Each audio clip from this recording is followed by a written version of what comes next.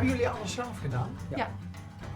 Nou ja, ik moet eerlijk zeggen, die betonplaten hebben we niet zelf gelegd. Die gaan we laten leggen, zodat er netjes waterpas lag, want we hebben geen fundering. Alles staat op de betonplaten. En we hebben een dakdekker laten komen om een stukje dak boven onze isolatie hier echt goed waterdicht te krijgen. Want daar waag ik mezelf niet aan dakdekken. Is dat stroom? Ja, hè? Ja, dat is de stroom. Ja, Apart. ja in het apart, zicht. Hè. We kunnen, of Ja. we willen het niet hier achter wegwerken. Dus we hebben alles in het zicht gedaan. En wie is de muzikant? Ik. Klein beetje. Klein beetje. Klein beetje. Nee. No way. Nee. Oké. Nee, dat is dat. Nee. Kaartenmakers. Normaal. Dat had ik dus, wat ik net zei, toen ik vanmorgen opstond, had ik dat. Hier Nee, iemand dat Toen heb ik 2 kaartenmakers zo Ja. ontmoeten. Kijk, om even een voorbeeld, dat steentje hangt hier nog niet goed, maar dat steentje dat hier boven je hoofd hangt nu, deze hier, Ja. dat is een steen die aan een magneet hangt. Die Die hebben we meegenomen uit Zweden, omdat er zoveel ijzer in dit steentje zit. Dat hebben we gekregen van een inwoner die gaat gaan magneetvissen. En het is echt super moeilijk in Zweden, omdat heel veel stenen hangen er gewoon aan, omdat daar zoveel ijzer in de grond zit. Dus we hebben hier nu een steentje dat moet nog een plekje geven, want dat hier dus aan een magneetje hangt. Bizar. Ja, je komt er tegen.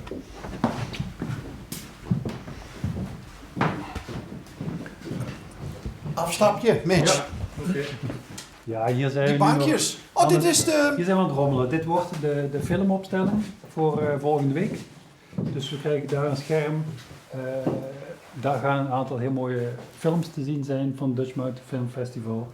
We gaan hier ook een gesprek met Michael Pauze organiseren. Die is al jaren redacteur van een of ander bergtijdschrift. Komt uit München. Dus wordt een leuke avond, denk ik. En inderdaad, dit zijn eigenlijk bankjes, maar ook kasten. Die hebben we ook zelf gemaakt. De stammetjes en de planken komen allemaal van de Vaalserberg hier. Normaal zijn dit onze kasten, dan stapelen ze op en dan heb je hier eigenlijk een soort rek met boeken. Die hebben we nu even aan de kant gezet en nu kunnen we de kast als bankjes gebruiken. Wordt het straks dan weer kasten? Straks wordt het weer kast, denk ik, Oh, dat afhankelijk duurt van wat er allemaal weer. gebeurt. Ja. We blijven altijd ombouwen en prutsen. Dus, Maar het zou ook zomaar kunnen dat het een bioscoop blijft. Nee, dat denk ik niet. Ik denk dat het Want jullie verandert waren ook voortdurend. met een tentoonstelling bezig, hè? Ja, die tentoonstelling loopt ook tijdens het Dutch Mountain Film Festival. komt hier. Ik heb allemaal kaarten uit onze collectie die met mysterie te maken hebben. Oh.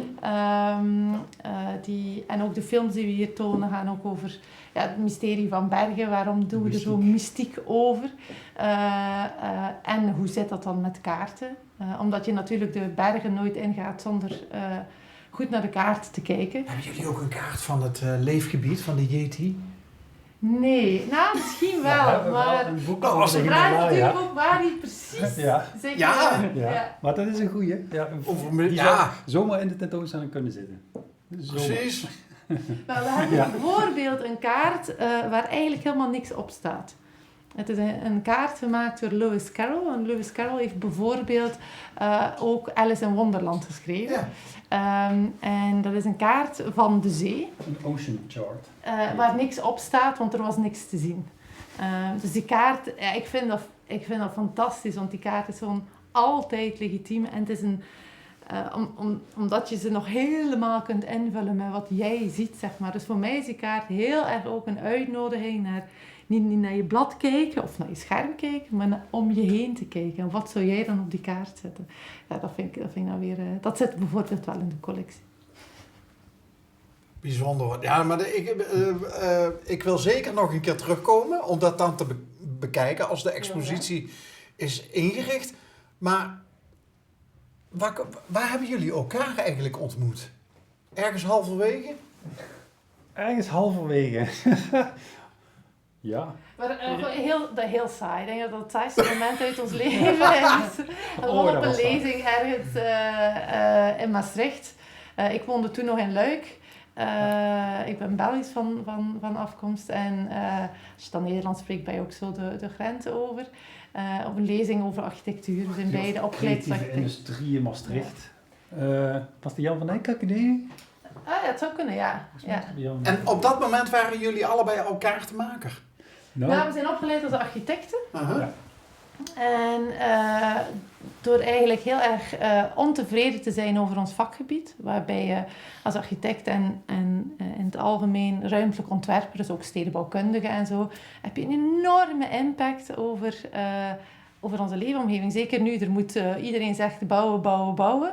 Dus ja, wij als vak hebben heel veel te zeggen in de toekomst.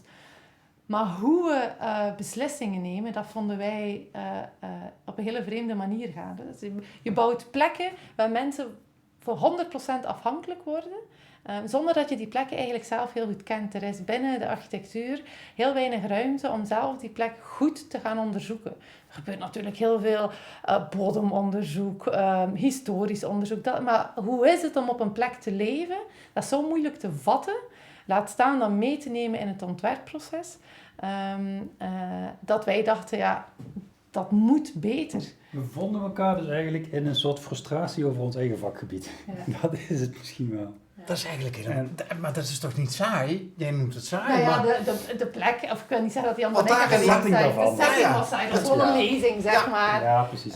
Dus eigenlijk hebben we toen allebei gezegd, nou ik werkte toen al zelfstandig en Marlies werkte op een groot architectenbureau in Luik en in Brussel. En hebben we samen gezegd, ja, daar gaan we mee stoppen. We gaan zelf beginnen. Ja. Niet doorgaan met ontwerpen maken voor hoe een plek er in de toekomst uit zou moeten zien, maar wij gaan onze tijd investeren in het leren kennen van een plek zoals het nu is. Ja. En dat dan gebruiken voor opdrachtgevers, meestal gemeentes, om daar in de toekomst iets mee te doen.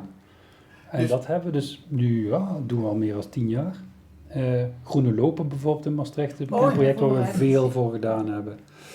We zijn er af en toe teruggekomen, wat doet het nu, wat is de impact ervan, hoe gaat het? In Roermond hebben ze de groene transformator, heet dat. En de mensen die daaraan verbonden zijn, noemen zichzelf omwentelaars. Ja. Maar jullie zijn dat eigenlijk ook. Jullie hebben ook, jij haalde dat net ook al even aan, jullie hebben op een gegeven moment gezegd van, wij gaan een andere koers varen, we gaan het anders doen. En dat ontstond uit een stukje frustratie. Ja. Ik denk dat heel veel omwentelaars vanuit een stuk frustratie het helemaal anders gaan doen. Ja. Heb je wel lef voor nodig. Nou ja, ik ging net zeggen, we hebben het Nederlandse lef, ook al is het in Zuid-Limburg, maar toch, het Nederlandse lef en misschien Belgisch surrealisme bij elkaar, of de Belgische verbeelding, heeft ervoor gezorgd dat we dat misschien gedurfd hebben. Ja. Ja, misschien wel, ja. Ja, want om een architect aan te halen, dit is Le Corbusier zou zich omdraaien in zijn graf, hè, als hij dit zou zien. Nou, pas op. Veel te weinig beton. De Corbusier die heeft uiteindelijk het huisje waar hij zelf is gaan wonen en waar hij ook vlakbij verdronken is tijdens zijn laatste zwemtochtje, was een klein hutje helemaal uit hout. Oké. Zelf gebouwd. Oké. Ja, Dus, dat wist ik niet. Ja. Toch weer iets geleerd vandaag. En ik heb heel veel geleerd vandaag. Maar alles is inderdaad is tweedehands en bio-based, zeg maar. Dus ook de kozijnen zijn tweedehands. Kozijnen uit Friesland, de isolatie is stro. Ja, maar dat is toch juist het leuke eraan? Ja, maar dat vraagt wel een andere manier van bouwen. Dus prefab bouwen, dat is het tegenovergestelde. Het is alles behalve efficiënt. Maar juist daarom heeft het een bepaalde kwaliteit of zo. Want deze plek is eigenlijk ontstaan, deze rotonde, uit efficiëntie. We gaan een soort van randweg bouwen rond Vaals. Dat is efficiënter en handiger. En dan moet niet iedereen het centrum in. En dan kunnen we we gaan dat efficiënt doen. Maar het was alleen maar efficiëntie. En het is alleen maar van bovenaf bekeken, goed bouwen. Nou, eigenlijk heeft die plek gewoon heel veel gerommel nodig. En heel veel houtje-touwtje-achtige dingen. En als je dat kunt combineren, dan denk ik dat je best wel iets interessants voor elkaar krijgt. Hoe ver zien we? Nog een minuutje. Nog een minuutje. Ja. En dan zijn we al dik een half uur met elkaar aan het kletsen. Ik zou hier nog... Ja, en we zijn er niet eens boven geweest. Maar, precies. Ja, we moeten niet... Kijk, er moet ook nog een zeker teasend effect in zitten. Hè? Ja, nee, ik vrees dat jullie het druk gaan krijgen. Maar dat is nou precies de bedoeling. Als jullie willen uitdragen wat jullie graag willen uitdragen. Mensen moeten maar komen kijken. En het ervaren hoe het is. Want het is hier perfect stil. Ja. Terwijl je jullie wonen in een rotonde. Ja. Ja, in plaats van dat jullie een hutje op de hei of ergens diep in een bos hebben opgezocht, zijn jullie op deze plek gaan zitten. Ja. Ja, omdat hutjes op de hei of diep in een bos, moeten wij daar weer iets van gaan maken. Laat dat dan toch gewoon dat bos zijn. We hebben genoeg plekken zoals dit, die wachten op creativiteit. En pas op, niet alleen creativiteit van ons. Ik wil ook nog even een pluim, ook creativiteit van de gemeente. Maar je moet als gemeente ook lef hebben om dit te doen.